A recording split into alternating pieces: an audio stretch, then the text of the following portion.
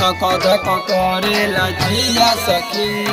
जिया सखी डीजे कंचन राज जिया सखी हाजीपुर वैशाली जिया सखी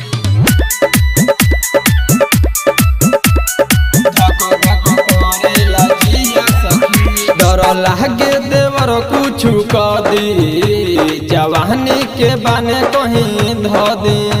जवानी के बाने कहीं ध दी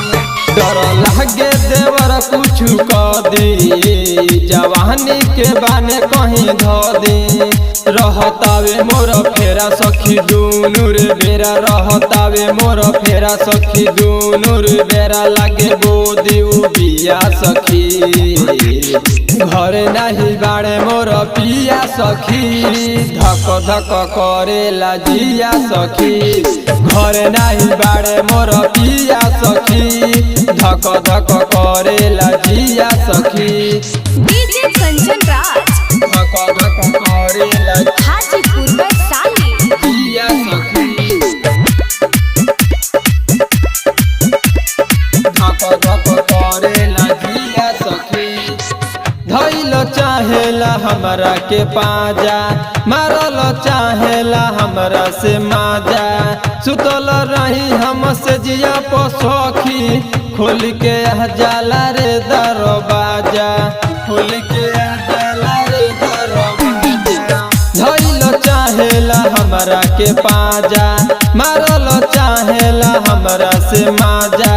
सुतल रही हमसे जिया पसखी खोल के जाला रे दरवाजा करी के तनो हम मनाऊ तो भइल दीवाना करी के तनो हम मनाऊ तो भइल दीवाना रोज बुताई देला दिया सखी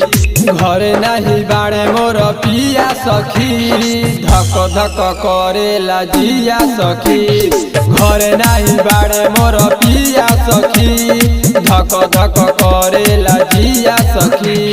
डीजे कंचन राज धक धक करेला हाजीपुर वैशाली जिया सखी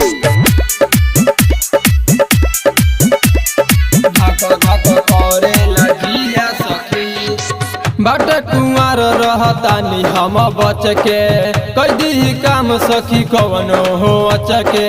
राइटर में राज बुझे न बतिया कई बेर रह जाता सखी हूँ मच के कई बेर रह जाता सखी हूँ मच के बाट कुंवर रहतानी हम बच के कैदी काम सखी कवनो हो अचके राइटर में राज बुझे न बतिया कई बेर रह जाता सखी हूँ मच के सखी हूँ मच जब से गइल बार बाहर सुन सैया जवाहर जब से गइल बार बाहर सुन सैया जवाहर तो ठीक नहीं किया सखी घरे नहीं बाड़े मोर पिया सखी धक धक करेला जिया सखी घरे नहीं बाड़े मोर पिया सखी धक धक करेला जिया सखी।